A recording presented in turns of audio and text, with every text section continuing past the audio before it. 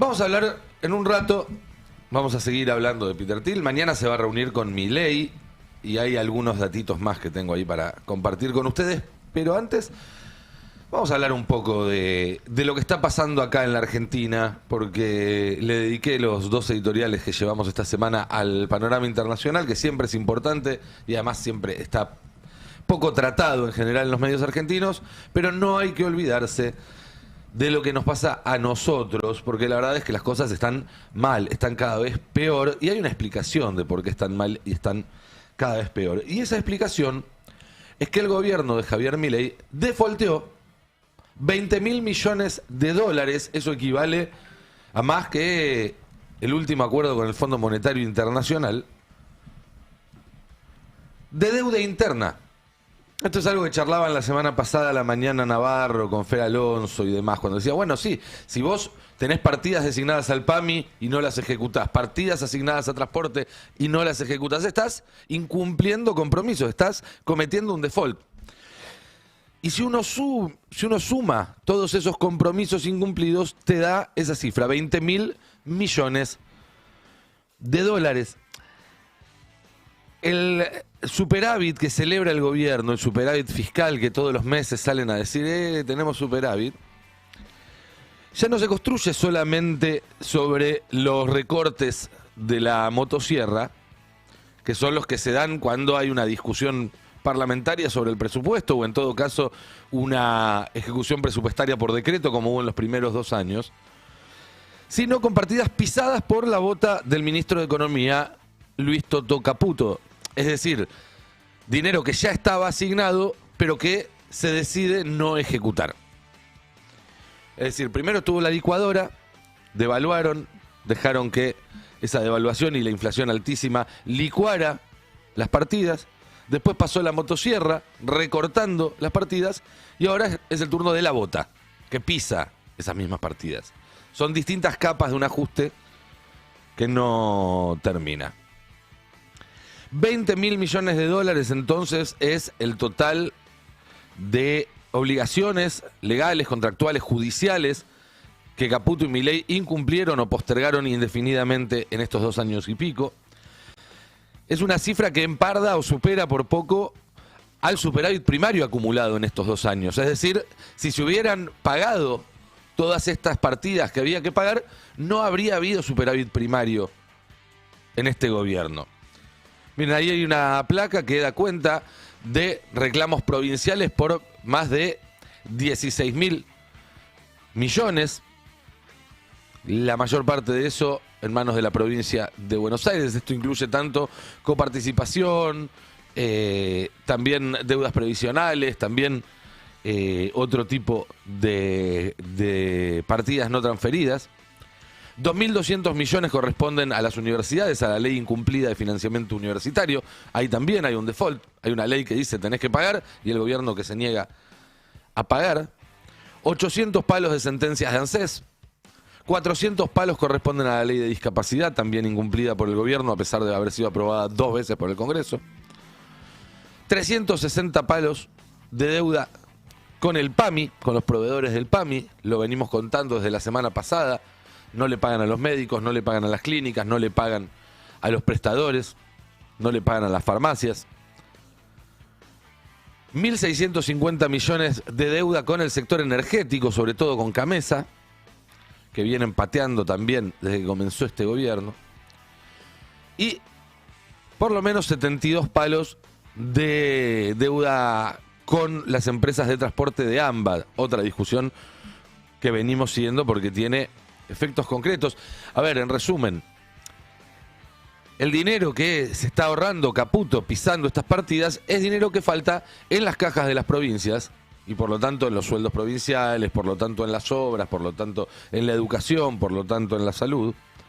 Es dinero que falta en el PAMI y por eso no se dan medicamentos, no se dan turnos para tratamientos, no te dan ni siquiera anteojos. Lo de PAMI es una ruptura de la cadena de pagos, aunque no le digan de esa forma, pero es lo que está pasando.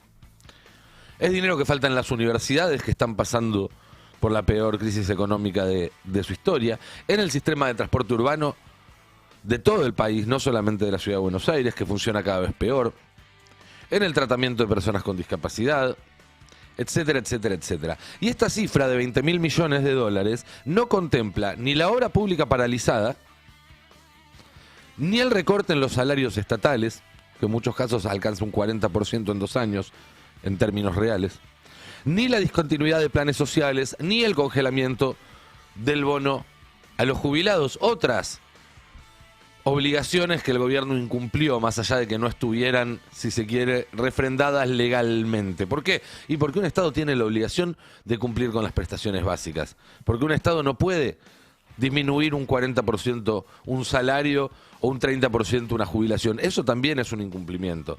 Acá lo dijimos muchas veces, cuando este gobierno se jacta de haber estabilizado la economía sin expropiaciones, miente 2 veces. La primera porque la economía no está estabilizada y la segunda porque sí expropió salarios, expropió jubilaciones y todo este dinero que les conté recién. En el propio Ministerio de Economía hablan del pagadiós como política de Estado. Esto lo cuenta Mariano Barrio en una nota que salió hace unos días en Infonegocios, creo que se llama el portal, ¿no? O algo por el estilo. Y Profesional, perdón, les pido 1000 disculpas, donde cita documentos internos que dan cuenta de que en marzo la deuda flotante, que son todos esos gastos que están desvengados pero no pagados, es decir, que llegaron al punto administrativo en el cual tiene que hacerse el pago, pero todavía ese pago no se ejecutó, saltó de 3,9 billones de pesos, 3,9 billones, millones de pesos, a 5,6 billones de pesos en marzo. A ver, es normal que un Estado tenga una deuda flotante importante porque obviamente hay un tiempo que pasa entre que se devenga el pago y se hace la ejecución. Pero en general es una cifra bastante más baja. Que haya saltado en un 50% de un mes a otro, como da cuenta esta nota de Mariano Barrio, es un problema que si se mantiene puede poner en peligro el entramado económico y social. Detrás de cada partida que se congela, no solamente hay alguien que no recibe el tratamiento que necesita, que no puede llegar al trabajo. No. Detrás de cada partida que se congela también hay proveedores que no cobran, hay empleos que se pierden, hay fábricas que cierran, hay obligaciones básicas que se incumplen, hay gente que se queda en la calle, hay persianas que bajan. Y miren, el contrato electoral de Milei tenía solo 2 cláusulas, si uno se pone minimalista, si uno le corre, digamos, todo lo accesorio, todo el dibujito, el maquillaje. La primera establecía una tarea, que era terminar con la inflación. La segunda establecía una condición, que era penalizaba los comportamientos de casta. Milei tenía que terminar con la inflación y no comportarse como una casta. Si hacía eso, ya estaba. No le iban a pedir nada más. Bueno, ni una cosa ni la otra. Ni una cosa ni la otra. El índice de precios que conocimos la semana pasada, 3,4%, marcó un récord. Hace más de 80 años que no había 10 meses consecutivos en los cuales no bajaba la inflación. Ahí lo muestra en un tuit el diputado Itaí Hackman. Es decir, ni con la hiperinflación de Alfonsín, ni en ningún momento del kirchnerismo, ni con el Frente de Todos. En ningún momento hubo 10 meses seguidos en los cuales no bajara en ningún momento la inflación. Había serruchos, que a veces pegaban saltos muy altos, pero esta cosa de subir durante 10 meses seguidos no se vio nunca. Solo con Milei, un tipo que todavía tiene la cara de agarrar un micrófono y decir nosotros terminamos con la inflación. Y al mismo tiempo que se da esto, en el gobierno siguen sosteniendo a Adorni. Ahora en un rato vamos a tener más novedades, pues todos los días hay una novedad en la novela de la causa de Adorni y cada novedad que aparece debe más plata, pobre tipo. Es impresionante. Bueno, quizás siente lo que sienten los argentinos que se endeudan con la tarjeta, ¿no? Que no saben cuánto les va a venir el mes que viene porque los intereses te los dibujan los bancos como se les ocurren, gracias obviamente a la desregulación de este gobierno. Y entre una cosa y otra, y más allá de intentos de cambiar la agenda y demás, Lo cierto es que la sensación cuando uno habla con empresarios, con políticos y demás, es que el gobierno está entrando nuevamente en una dinámica de crisis, como en febrero del 25, que terminó en abril con el rescate del fondo, como en septiembre del 25, que terminó con el rescate de Trump. La pregunta es quién lo va a rescatar esta vez. La pregunta es quién lo va a rescatar esta vez.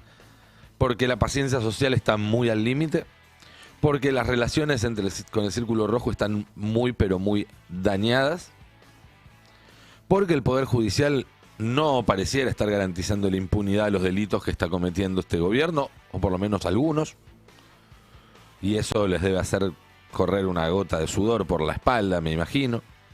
Bueno, no, con tantas camperas, bueno, no sé. La tienen a Bullrich ahí, que saben que en cualquier momento saca el aguijón y sácate. Es como el escorpión y la rana, ¿no?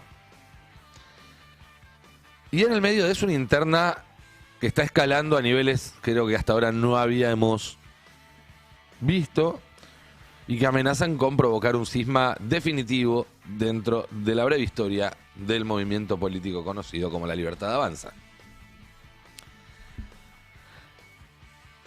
Y hoy lo remarcaba Navarro a la mañana. Estamos recién en abril del año anterior a las elecciones. Falta un montón para que se termine esto. Y esa es un arma de doble filo. ¿Por qué es un arma de doble filo? Bueno, porque en condiciones normales es un plazo suficiente para que el gobierno acomode algunas cosas, adopte algunas medidas, se aparte un poco de esa ultraortodoxia enfermiza que tiene Milei y logre, bueno, sumar algunos meses en los cuales los salarios le ganan a la inflación, que se acomode un poco la cosa y llegar a un 2027 con cierta calma y cierto alivio en los bolsillos. Eso es algo que, si no explota todo a nivel global y hubiera alguien con cierto pragmatismo y capacidad de maniobra en la Casa Rosada, no debería descartarse en absoluto. No es una situación terminal la del gobierno hoy.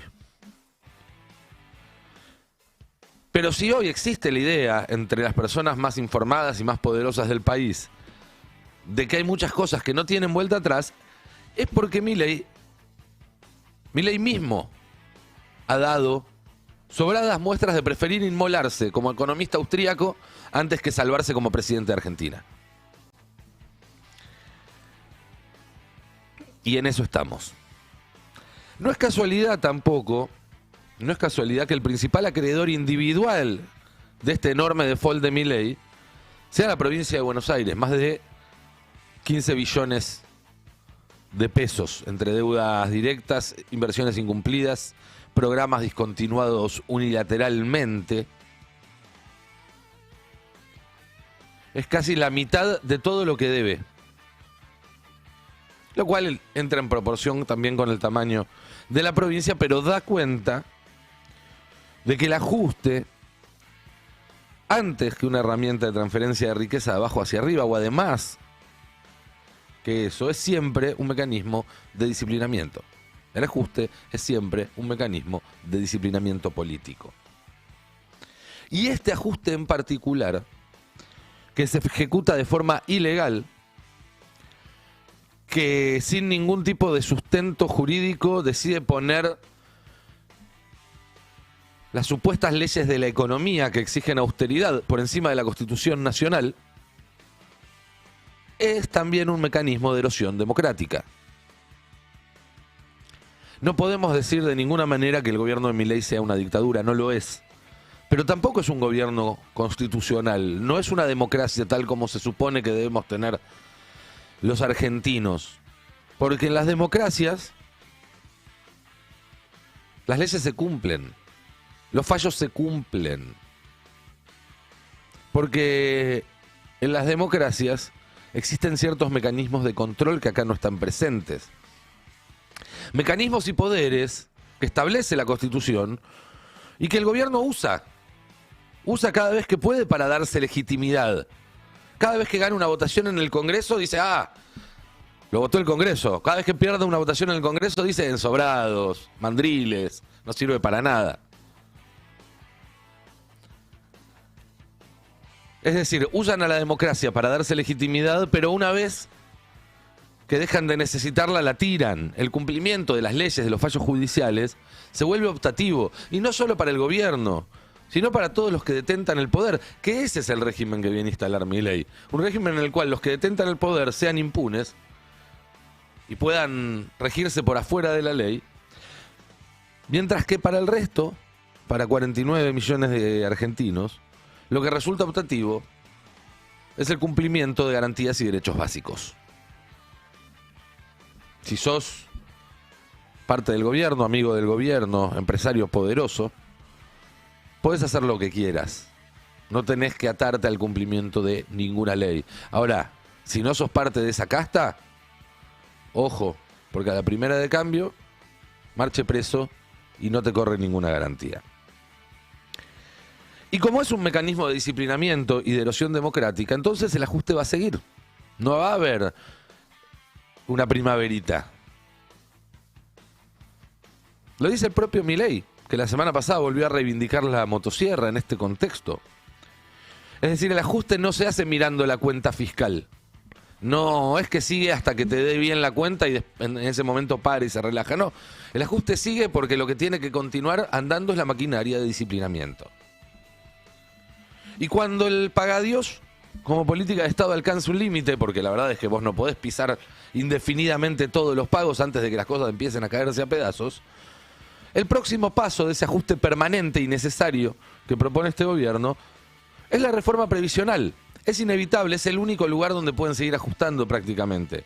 Y además lo pide el Fondo Monetario Internacional, que sabemos que gobierna más este país que los que supuestamente lo gobiernan.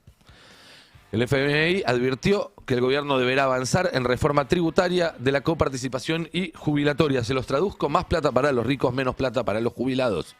Bajan los impuestos de los más ricos, bajan también las jubilaciones. Ese es el único plan. Ese es el único plan. Y ese plan está encontrando un límite. Cuando la gente no puede comer, encuentra un límite. Cuando la gente se queda en la calle, encuentra un límite. Y cuando se encuentra ese límite hay dos opciones. O se cambia el plan, con o sin cambio de intérpretes. Eso depende de los intérpretes. O bien aumenta la represión, la vigilancia, la violencia institucional hacia cualquiera que proteste o que no se deje hambrear mansamente. Y eso es lo que estamos viendo y lo que vamos a seguir viendo.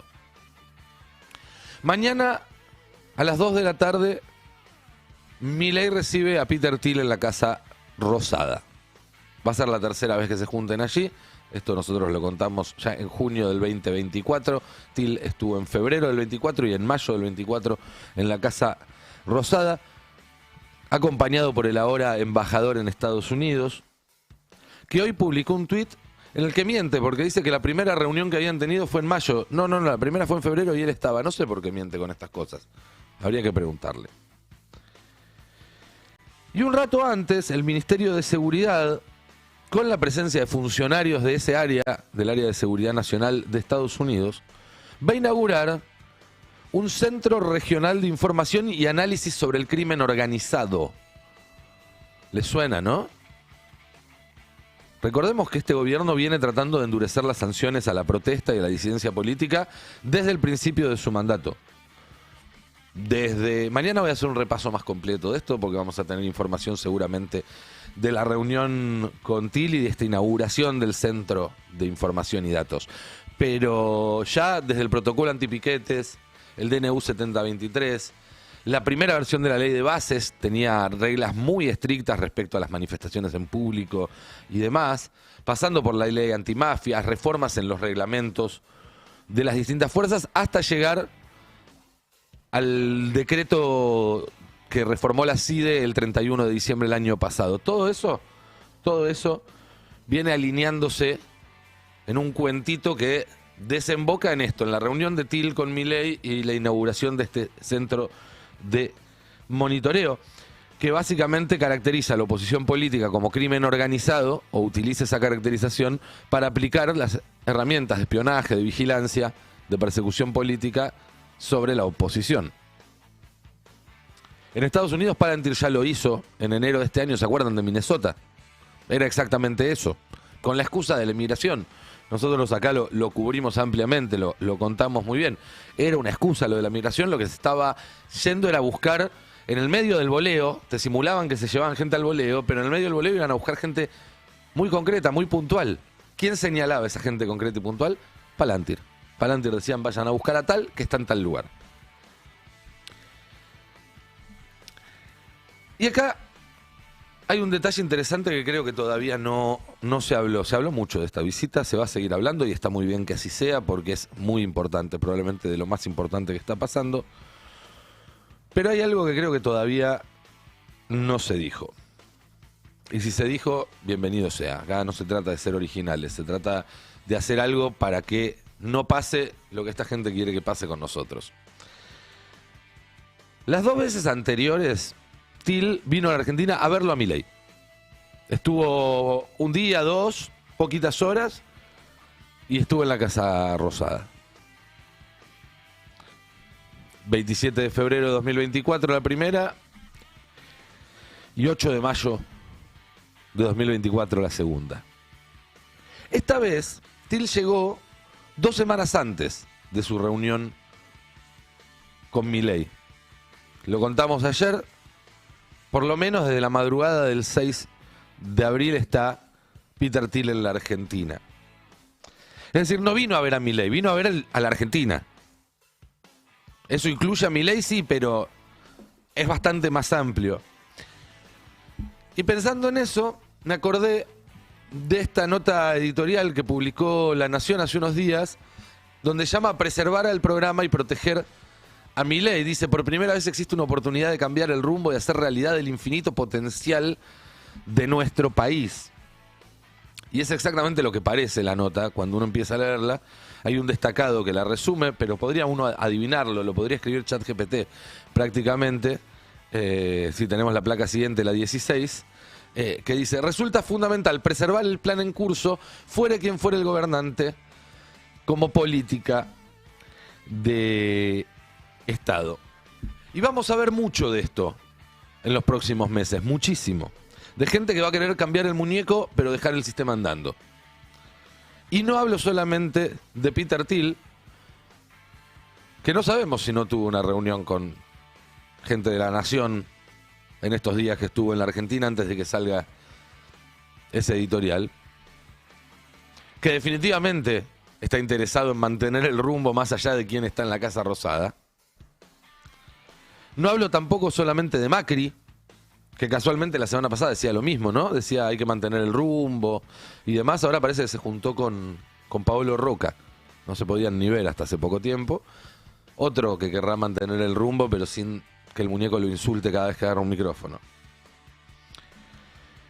Pero también, en estos días, por ejemplo, salió a hablar en alguna radio alguien que hasta hace no mucho tiempo, y no sé si nos sigue, era vocero de La Cámpora. Y no vocero en un sentido figurado, sino la persona a la que llamabas para arreglar una nota, para chequear un dato. Y ahora está haciendo lobby por las inversiones de IA con un guión que parece escrito por Santiago Caputo. Es palabra por palabra lo mismo que dice o que decía en sus entrevistas Demian Reidel, el asesor de Milei que tuvo que rajar por causas de corrupción de NASA. Bueno, no es Reidel. Se parece un poco el apellido. Alguien se puede llegar a confundir, pero no es Reidel. Sin embargo, el discurso que baja es exactamente el mismo. ¿Y a qué voy con esto? La democracia no se termina solamente cuando hay un golpe de Estado o cuando te instalan un sistema como Palantir que te controla qué haces, a dónde vas, con quién te juntás. Eso obviamente es grave, los golpes de Estado son graves, Palantir es muy grave. Pero hay otras formas en las cuales la democracia se va achicando hasta que lo que queda es muy difícil llamarlo democracia.